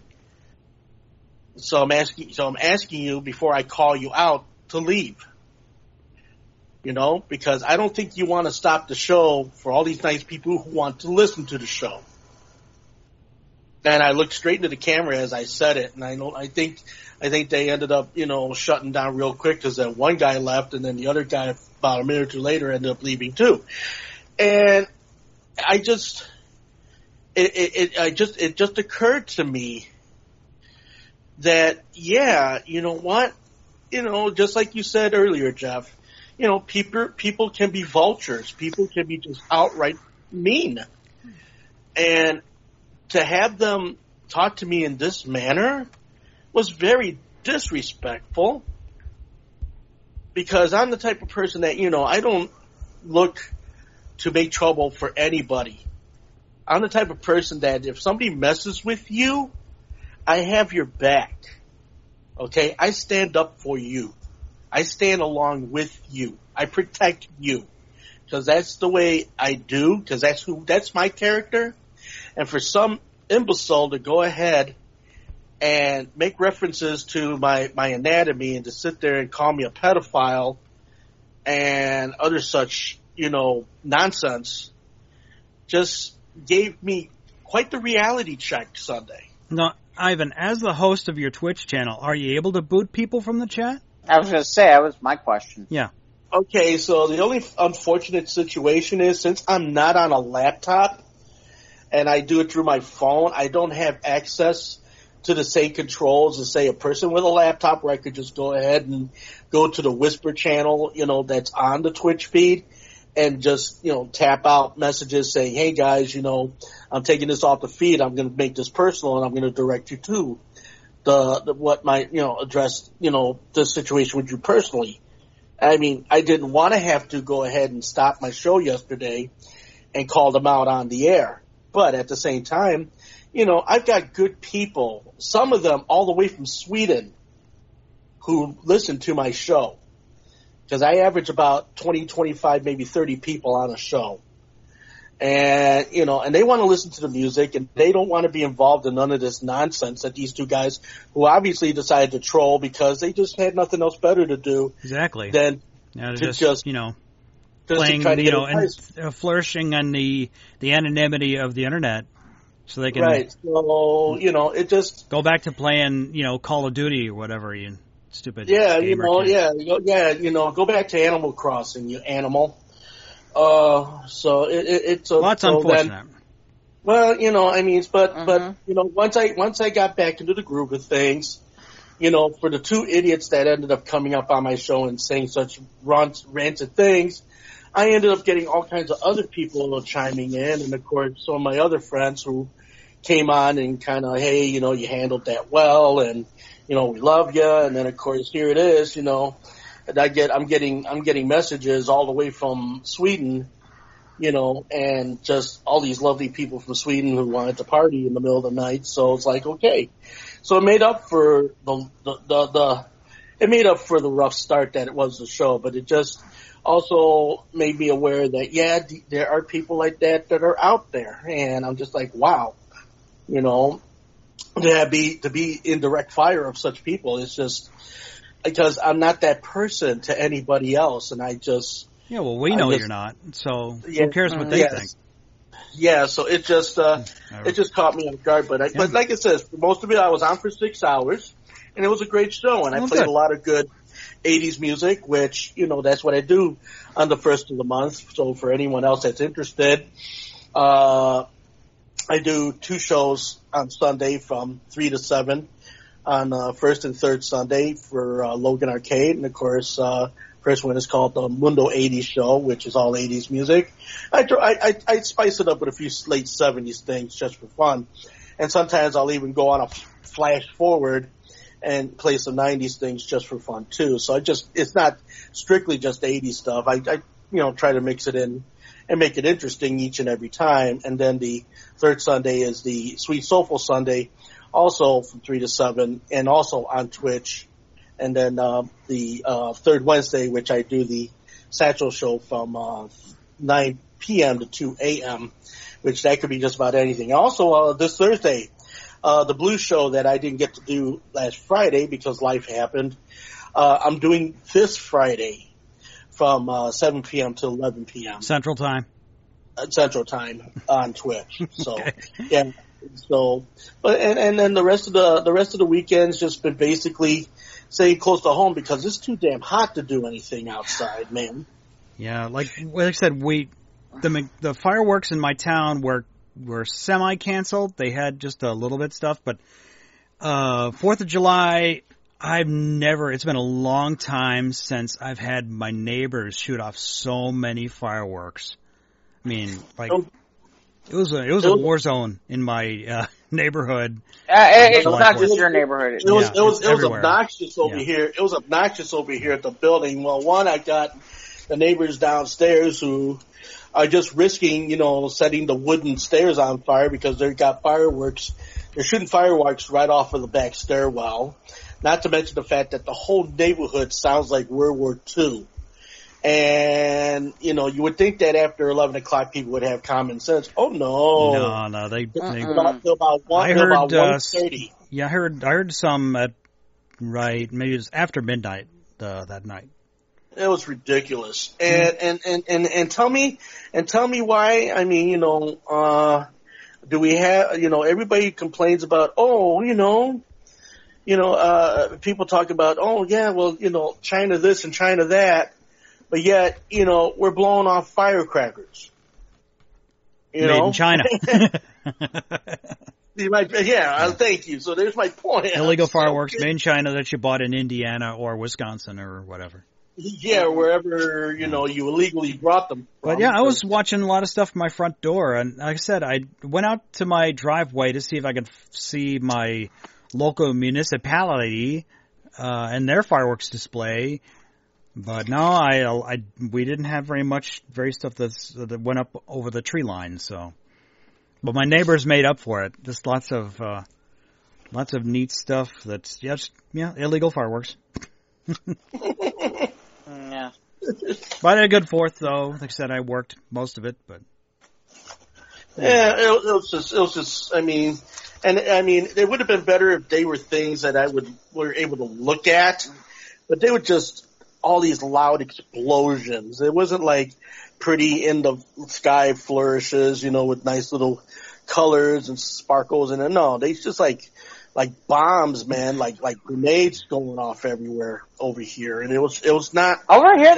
In fairness, over here they actually had some people who must have got some legitimate ones because there was some stuff where I was like, damn, did the township change their mind or something or? Yeah, well, you lucked Same out. Here. Yeah, there's some neat stuff that next block over. I was watching from my driveway. There's a bunch of bullshit over here. Just a bunch of bombs. Yeah, pretty much. In Chicago for Ivan. Chicago bullshit. Mm-hmm. So let's see, we got any news this week? Well, it was funny. I was just going to say, I don't know if either one of you saw, I saw this, and it was funny, I put it on my personal feed, where, there was somebody who was flying over Los Angeles on July 4th. Yeah, it's like, fireworks illegal. And so fireworks in LAB, hold my beer. Yeah, where basically all you see is fireworks going off all over the place, all over the city. Yeah. Somebody put a film on Facebook from their apartment. I think they were on the 80th floor or something. Looking out in Chicagoland, and it was like Christmas. I mean, people were just blowing up fireworks everywhere. I am really shocked we have not heard more stories about people blowing off their fingers. But I did see somebody blow. I did see somebody blow off their pecker. What? I did see. Well, he burned his shit up. Okay, what happened was this guy was his pants caught fire. What happened was he put this sparkler streaming thing in his pants, okay, and he's got it where his pecker would be. Man, so he's busy waving his hips around, thinking he's sexy, unfortunately, the thing folded up and it ended up going towards the front of his person, pretty much maybe giving him a good second-degree burns in his chest and probably in his eyebrows and everything. And then he's on the ground grabbing the grass in hopes that he's end up not getting off worse than he was. Stupid. I'm like, yeah, dude, good on you. Dumb. Just dumb stuff. No, not as much about fingers and toes, man, but Packers, yeah, definitely Packers. No, there you go. Yeah, we didn't get any headlines, though. No headlines? No. I was hoping, but... Well, you know, like we said, it might not, might be, we might be a week away. It might be next week. You know, cause it might take a week for some of that stuff to surface. Jeff, did you have any, somebody's got leftover fireworks that decide, No, it's just that the news has to trickle out to nationwide. I'm sure you guys saw it it was on the news where these guys were busy, blowing out bottle rockets and one went into this house and it took 60 firemen to put the fire out. Oh, Jesus. Because the cracker went through a window and then lit the curtains on fire. That's terrible. Oh, boy. Yeah. Yeah, dumb stuff. Let's see. Let's see. Huh? Apparently, Chris Hemsworth is playing Hulk Hogan on a Netflix movie. Okay. What? Okay. Chris Hemsworth is going to play Hulk Hogan in a biopic for Netflix. Because that's what heroes do. Until he becomes Hollywood Hogan. Well. But isn't he Hollywood Hogan already? I mean, he's already had a reality show and everything. No, they're making a movie about Hulk Hogan. Yeah, they're making and Thor's gonna play some kind of biopic or something. Yeah. Yeah, it's like a film, like a moving picture. Yeah. Look, don't. I know what you guys are talking about. They got vocals in it too. You know, hey, don't kiss my ass, okay? I remember, because when Hulk Hogan said, becoming Hollywood Hogan was, the worst mistake he ever made in his life. Really? Mm-hmm. He made a lot of money off of it. Because a lot of people got disenfranchised. I mean, a lot of people destroyed their Hulk Hogan merchandise when he went heel. You know what? I gotta tell you, that I have a different. That's half the reason why for a while they were the top show for a while was because they had done something nobody else. We were seeing something different for once. Yeah. Which was nice. Versus the usual. Oh, Hulk Hogan, here we go again. Yeah. So he became Hollywood. He became Hollywood Hogan. So he stepped out of line with what everybody thought he would be and decided, not so much. A lot of people, they turned on him. They hated him for. Well, but they wanted that. And in fairness, he was getting booed already. There are a lot of people who were getting tired of Hulk Hogan's act and his BS about, especially some of the things where he's had a lot of power over the years about booking rights and all kinds of stuff like that where, it's no. Prima donna? No. Hey, look, when you're the number one attraction in professional wrestling and you've made the kind of money that you've made, he was able to get some perks and things that other people weren't. Like, for example, when he was at WCW, he had it written into his contract that there were only a certain amount of days that when he was wrestling that he could be without the world title in his hands. Which I found amazing, but there you go. There you go. I see what you mean. There's an article on People about Chris Hemsworth teases his insanely physical transformation to play Hulk Hogan for a new movie. Yeah. So I'm curious to see I'm curious to see how much, in fairness, if Hogan's involved heavily, this won't be nearly as good as it could be. Well, there's a lot of interesting stuff. Tells the story of the origin story of the Hulkster and Hulkamania. Well, do you think it's going to suffer from Michael Jordan issues? Yeah, if Hulk Hogan's involved, obviously there's going to be some rose-colored glasses as far as... Well, it's also going to suffer from the fact that when all that stuff came out from the Gawker suit, when, he was saying, he used the N-word and a whole bunch of stuff. Somebody recorded that phone call and then he used the N-word and that was not good. No. I heard he got a lot of flack for that. Yeah, he did. He got stripped from the WWE Hall of Fame. Yeah. For a period of time. Here's one. I'm still not convinced that this is real. What's that? Aquaman's Jason Momoa cast as Frosty the Snowman in a live-action movie? Yes, please. What? Happy birthday. I dig it. Being produced by John Berg, Greg Silverman, along with Jeff Johns. Jeff Johns from Warner Brothers. Jeff Johns has got his hand in it. Oh, no. Yeah, okay. Let's see. According to this, it's a live-action title with a CGI lead character along with possible others. For his role as a fearsome count in the land of ice and fire...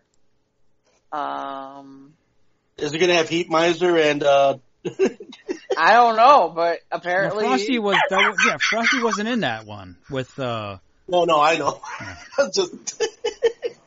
I can't believe they're going to cast him as Frosty the Snowman. This is just... It's just...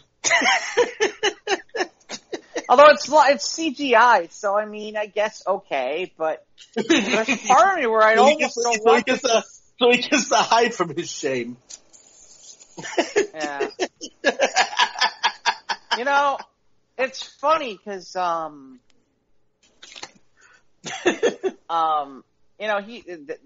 had forgotten that Dune is coming, the redo of Dune is coming out sometime here in the next, I assume it's gotta be Christmas, right? They started, did they film it? Is it over? They finished filming? No idea. Interesting. I could never get it. I know the original's 3 hours of, oh my god. Exactly, it's 3 hours of, oh my god. Right. I remember seeing as a kid, and there are certain people who are like, oh, Dune, and I'm like, I think half the reason I wanted to see Dune, because everybody else saw Dune? Because of Sting? Well, right, there we go. That's what I was going for, was Sting. And now, a younger Patrick Stewart before he was Picard. There it is. It's the same, it has the same release date as West Side Story. December 8th. Yeah, remember back on this podcast where you talk about movies that were coming up? Remember those days? Oh, those were good Remember times. those days where we actually used to talk about movies? Yeah, movies that are coming up. Movies we're going to go see. I miss going to the theater. Ivan, do you miss going to see the movie? Yes, I do miss going to the theater. Yeah, I do. I do too. Legit. I miss going to see, not just to visit my friends and have a little sandwich for dinner before we go in, but I go see a movie. Yeah. I mean, I it's know big screen spectacle.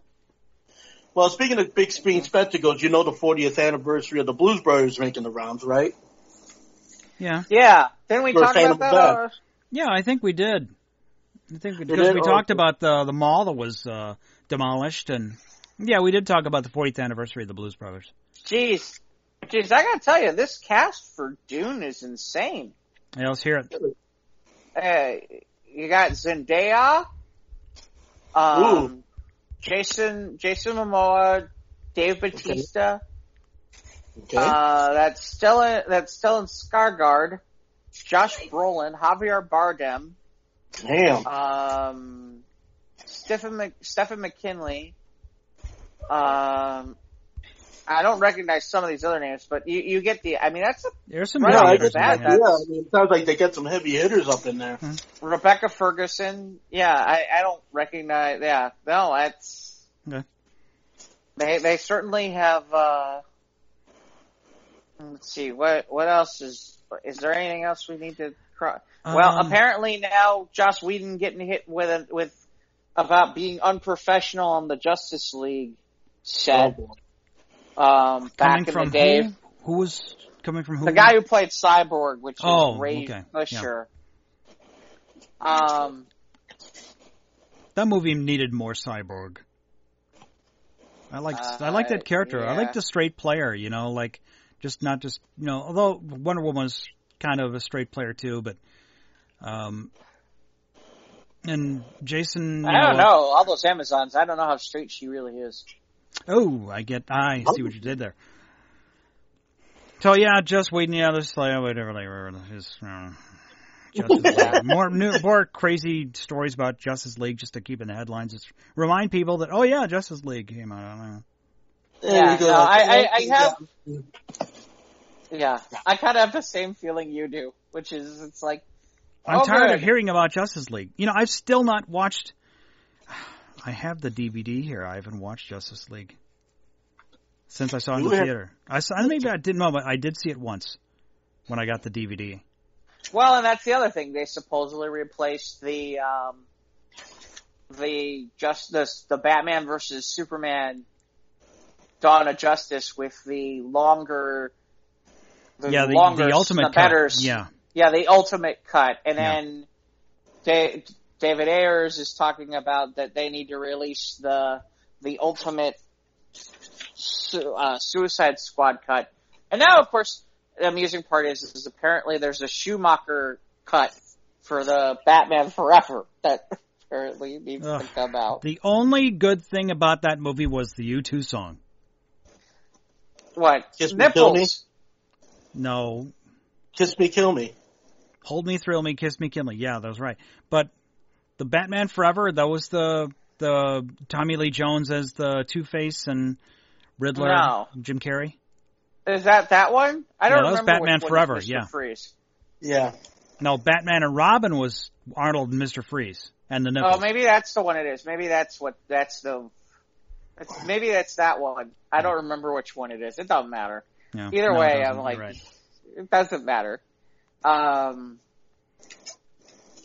to think if there's anything else. Oh, apparently Dean Cain went on Fox News talking about how. Go ahead. Oh no, go ahead. Yeah, because Dean Cain has he announced his much like Kevin Sorbo, he is tends more towards the conservative side of the political spectrum. So he talked about how Superman no longer talks about truth, justice, and the American way.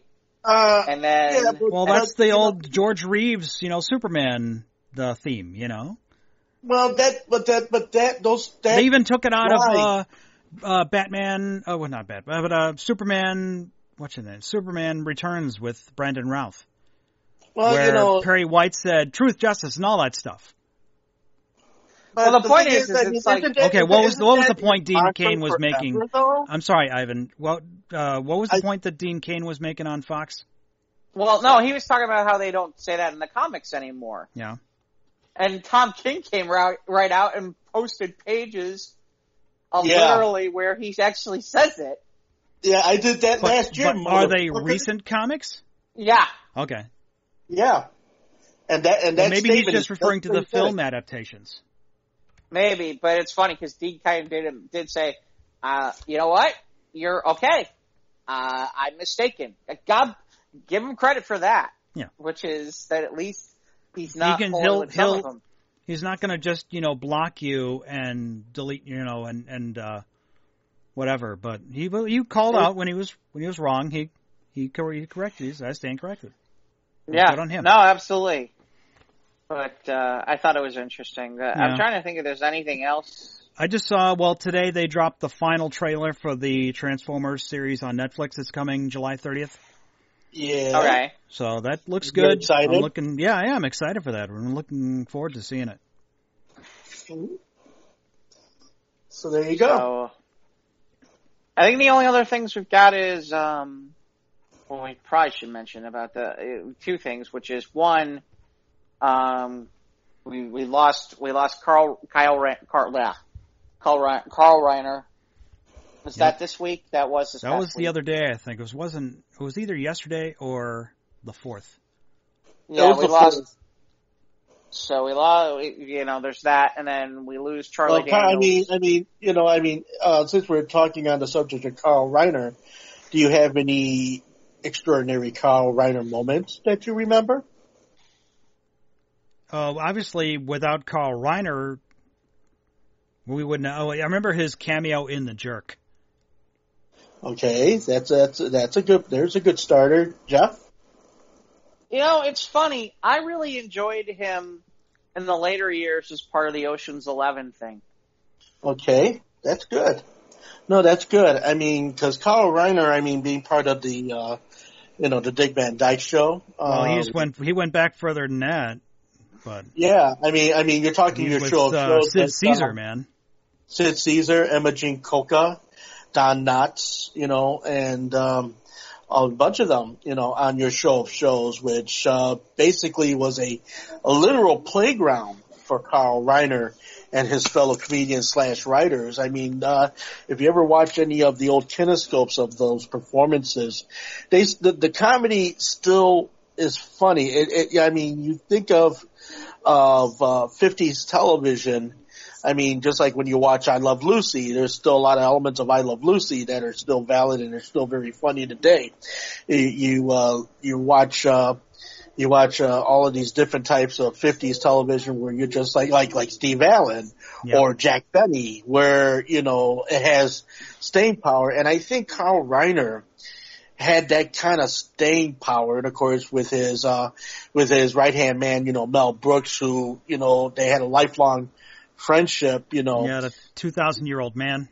The 2,000-year-old man, okay? Yeah. And so when you're thinking of Carl Reiner, and the fact that he is no longer with us, and that is almost an end of an era of sorts for that type of televised comedy, for that whole motion picture type comedy where you're just like... No, he was 98 then. Well, yeah, he was... Yeah, 98. 98. Yeah, he was 98. And, and it didn't have Wasn't to he? be... He was in his upper 90s. Yeah, 98. He was 98. 98. And, so he got to be relevant in many different, decades and was a force to be reckoned with, and then, Rob Reiner, when you're talking about, Archie Bunker, and how, he, underwrote a lot of that particular comedy as well. And it just goes to tell you that certain things in this, in the creative world of writing, a lot of things, if you make it to stand up, it will stand up. A good song is a good song. A good comedy written by Carl Reiner is always guaranteed to get you to not only laugh at it, but in part to get you to think about the premise from which it's created. And a lot of the defining moments in television that he pioneered. I was going through my records and I happened to run across a 45 that he had made with Sid Caesar and one other partner, and they came out, kind of giving the chase to rock and roll. And they came out with a song called You Are So Rare, and they were known as the Three Haircuts. And it just so happens I had the good fortune of when I found the 45 that someone had stuck a paper clipping, newspaper clipping from the picture of them from that particular show. And it just reminded me of just how much, those, television pioneers, Ernie Kovacs, who, he was the one that developed all of the television tricks that are still very much in use today. So when you're thinking about Carl Reiner and you're thinking about the era of television for which he came, he basically, I could say he was one of the founding fathers of televised comedy. And just comedy in general. Yeah, Mary Tyler Moore was set the standard for a lot of TV shows to follow. So exactly, Dick Van Dyke, the Dick Van Dyke Show, and then everything else that kind of followed along with it. Your show of shows, all the appearances he made. Steve Allen, Dave Garroway, and I mean, Jack Parr before, Johnny Carson. And he was always consistently good. Yeah, TV legend. Yeah, and we also lost Charlie Daniels. Yeah, well, Charlie Daniels, 83 years old, and a lot, and he was a lot more than just The Devil Went Down to Georgia. A lot of people tend to just look at artists' repertoire out of the singular chart action of things. I mean, Charlie Daniels, I mean, when you listen to songs like Uneasy Rider, which right up there with some of the great comedic, and it is funny. It's a very funny song, Uneasy Rider, and in a lot of ways, was very typical of his writing style. And then also he did go do other genres as well. He's done several gospel albums. But his career starts back into the rockabilly days when he was with a group called the Jaguars back in 1958. And that's how far back Charlie Daniels goes. So, so he was no late bloomer. No, I mean, he'd been in the business a long time up to that point, but he didn't start making inroads up until, much like Willie Nelson, until like the late 1960s, early 1970s, when they started knowing more and more about him. So yeah, happy to you up, Charlie Daniels. We'll catch up with you sooner than later, my man. I'm positive he did not go with the Devil down to Georgia.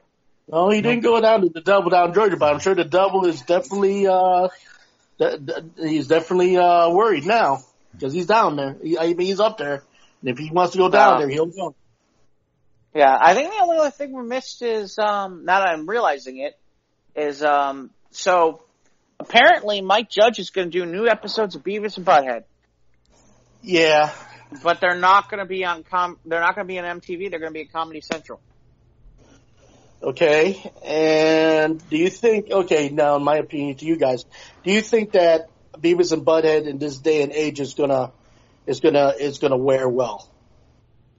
Yeah, sure. I mean, what we got Rick and Morty. I mean, the kids like that. They're young people. They like that Rick and Morty stuff. Yeah, I'm sure like the Beavis and Butthead. That was like us. I don't know. I'm sure it'll do fine. I mean, I saw the movie on cable afterward. I wasn't a huge fan of Beavis and Butthead. Sure, I laughed at it when I was on MTV, but yeah, I didn't. Yeah, I say maybe we need a King of the Hill movie. Honestly, finish King of the Hill. King of the Hill is so iconic now. Well, Bob's Burger movie. That's not Mike Judge, but that's okay. When they would talk while they were watching the videos. Yeah, some of the stuff that they would say was pretty freaking profound. Mm-hmm. Well, yeah. And in fairness, we could use some of that right about now. Quite frankly, I mean, we could use some yucks. No, we could use the perspective of two absolute dumbasses who look at certain things. I mean, because some of the stuff, like when they used to do like the comments when they would talk on the videos, that was really the best part of the show.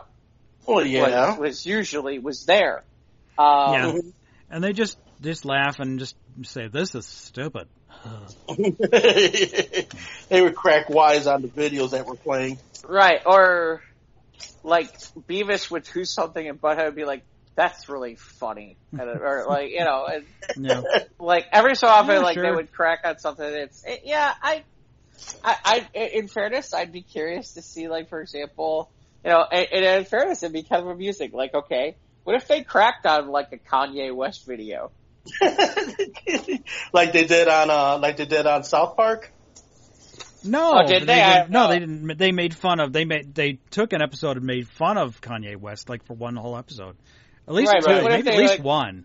I remember one time they made fun of his. I'm talking about the gay fish episode. Yeah, the whole thing with the gay fish. Yeah, it's because he never got the joke about. Anyway. What happened? But yeah, I mean, it would certainly be interesting, especially in a world where videos aren't what they used to be. in some ways. But yeah, sure, bring on the Beavis and the Butthead. Yeah, I certainly give them a crack and see what happens. I could be amused by hearing what they think of Lady Gaga. Lady Gaga. I could seriously hear like Beavis or Butthead being like, "Why do they call her Gaga? She doesn't really look all that Gaga. She's not even hot." Or something like. You're not hot either. Yeah, well. Yeah, they gotta let Beavis say fire finally again? Fire. They're gonna let Beavis finally say fire again? Remember the controversy over, like, he's promoting arson. Yeah. Fire. Well, there's an episode where literally he's like, Cornholio, I need pee-pee for my bottle. Yeah, see, I miss Cornholio too. Cornholio coming back would be okay. Yeah, I might see Cornholio. Okay, I'll give you that. Because Cornholio was funny. We're all looking for TP now. Well, though, with TP, we got the TP now, so we're good. But they could probably make an episode of all the TP being missing and Cornholio going crazy. No, Pete. There was an episode though where Beavis talks about how Beavis is about to say fire. He's like, "Oh, I can't say that word anymore. I can't say that. I forgot. I can't say that." He does say it. It's pretty funny. Yeah, I don't know. I'm okay with it, but yeah, it's gonna be something, you know. Oh, and they set in this climate, in this PC climate. Let's see how far it goes. Yeah, speaking of animation, they've also released or set the release date for the first season of Lower Decks. That's a Star Trek animated series.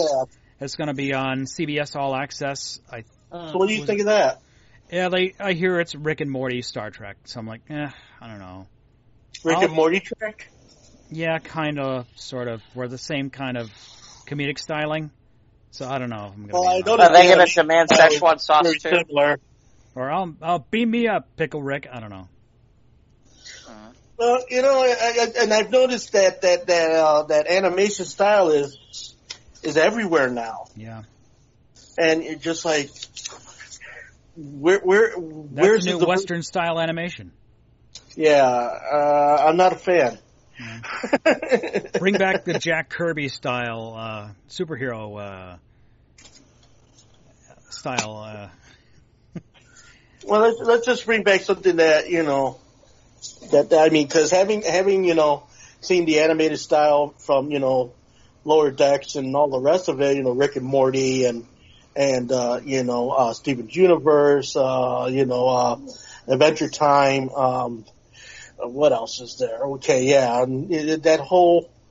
I don't know. It seems. I mean, yeah, the writing's great and all this other stuff like that, but the animated style just seems, you know, slightly grotesque to me. Grotesque. But yeah, so it's like, yeah, it's, you know, I mean,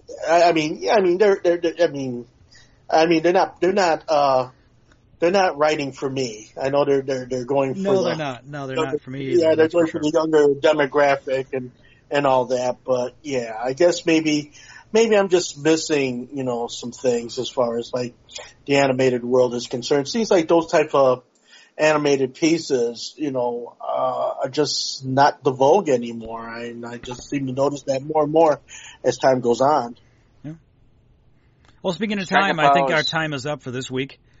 Okay. Any other parting words, Jeff? Parting words? No, not that I got.